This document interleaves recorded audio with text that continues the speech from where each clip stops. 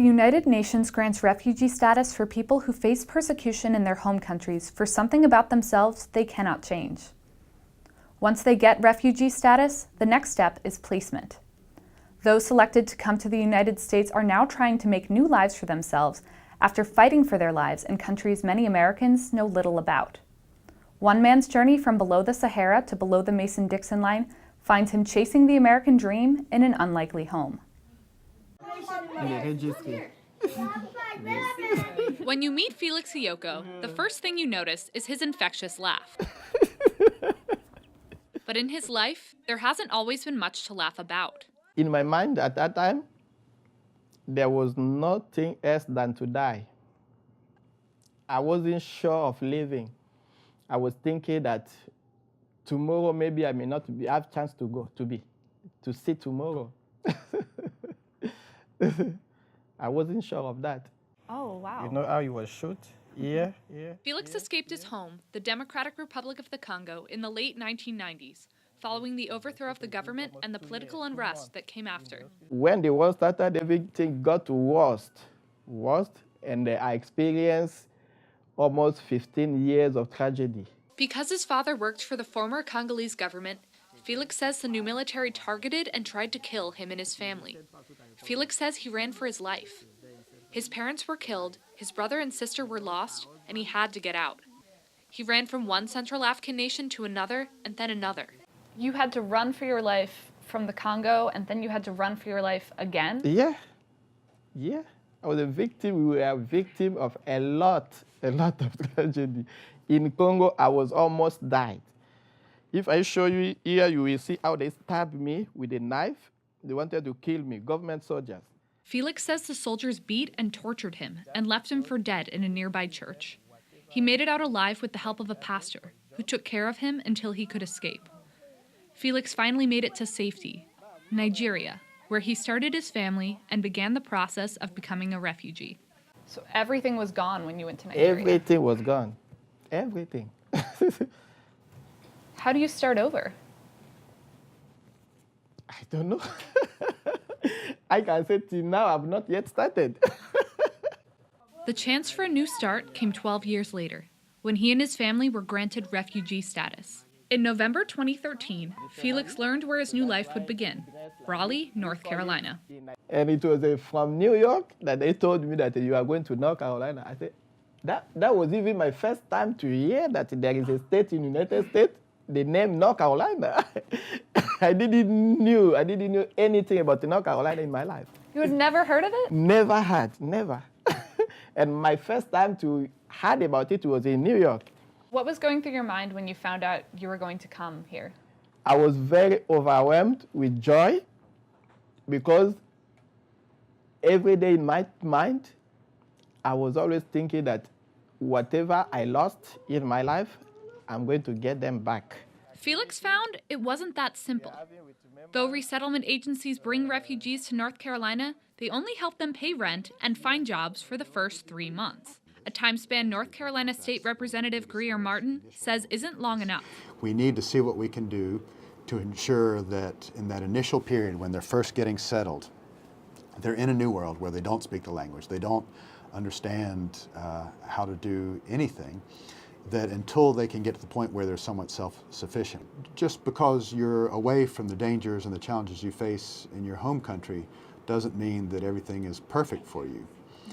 Certainly they're much safer here in the United States, but they're facing a whole new set of challenges. Some of the challenges refugees may face that the resettlement agency doesn't solve are how to pay a mortgage, apply for credit, receive food stamps, or apply for jobs. What did you expect when you came here? When I came here, the first thing I expected is to live a better life. Because they told me that you are going there for a durable solution to your problems.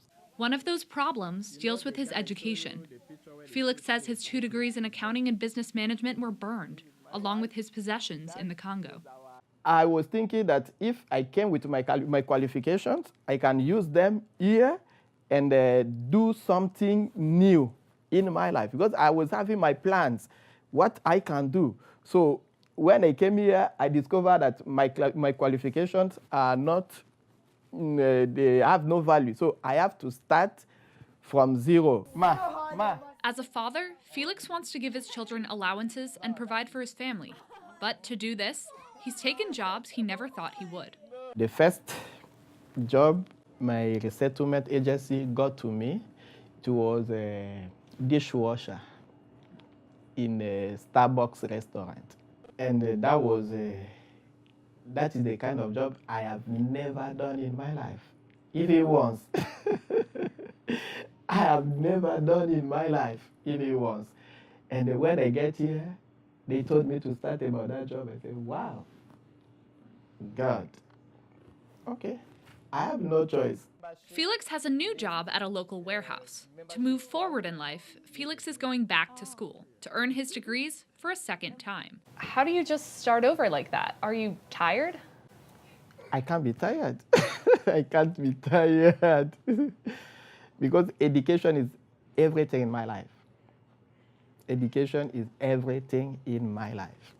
And so I can't stay without at least a little certificate in my hand. That's why I have to go back.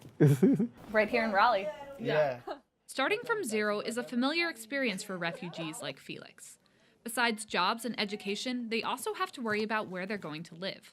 Apartments are usually small. Felix's family of 6 lives in a cramped 2-bedroom apartment with little lighting, outdated appliances, and thin walls. Housing is one of the greatest challenges refugees are facing when they came to the United States. Imagine you put someone in an apartment like this. Because living in the apartment like this is the greatest frustration to refugees' lives. Even just in his own rundown apartment complex, Felix is not alone. His neighbors, other refugees, are facing similar challenges. To cope, they meet in a support group run by University of North Carolina Refugee Wellness. There is a saying that we always used to say, if you want to get what you need, you have to help others get what they need. From that one, I decided to gather some people to think about having a group, like a non-profit organization, to help people solve their problems by laws. Felix wanted to move beyond support. He and other members decided to use the group to advocate for better conditions and have their voices heard. They are now called Raleigh Immigrant Community. With the help of UNC Refugee Wellness, they are currently in the process of becoming their own certified nonprofit. Was something like that in place when you came? No, it wasn't there. We didn't see anything. And that was even the reason why we started thinking about having something like that. But if we can put something like this in place today, those who will come after us, they may know exactly what to do. Because the main purpose is not only to come to stay in the community, but we need to be productive. We need to be a blessing for this community. Felix is the group's current president, and as Raleigh Immigrant Community works to become a nonprofit, he regularly meets with more than 100 refugees.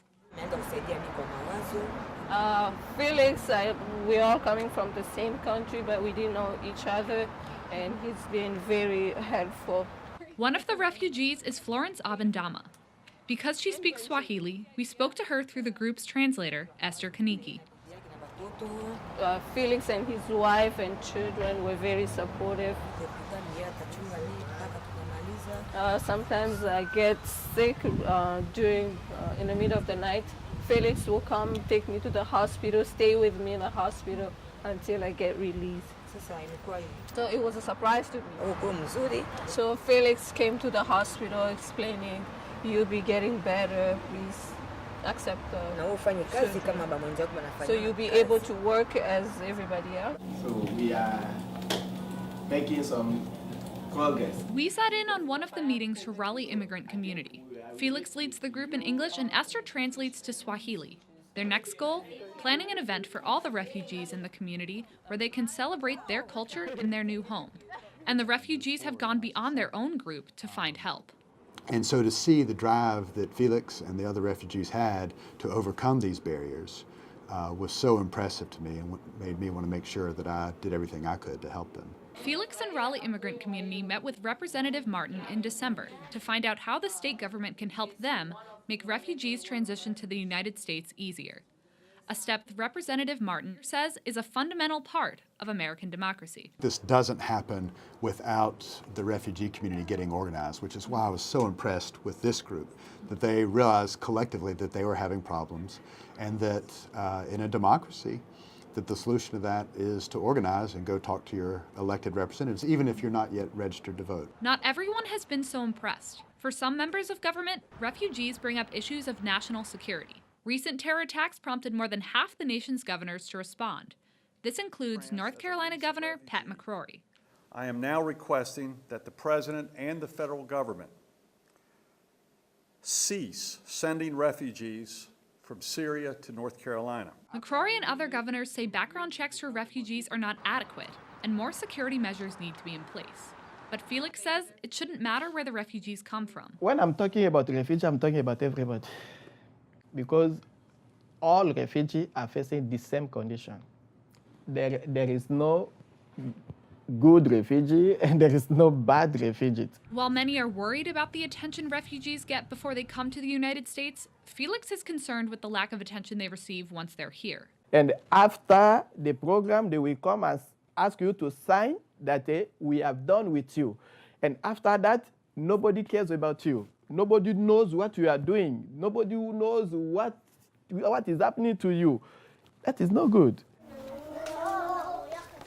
Despite the challenges he's faced since coming to the United States, Felix says this is his last stop.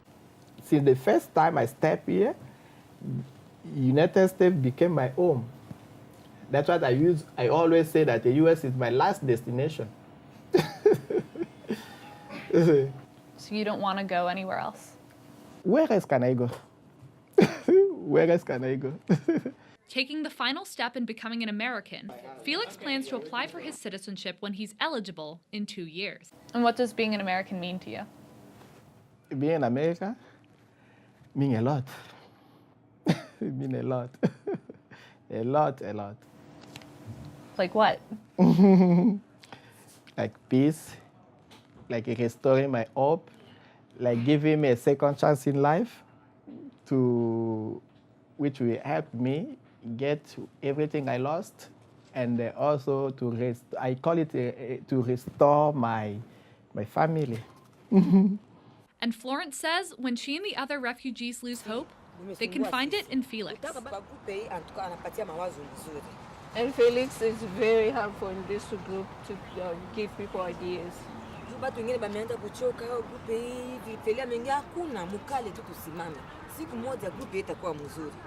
People used to get discouraged, but Felix was very helpful in having people stay strong in the group.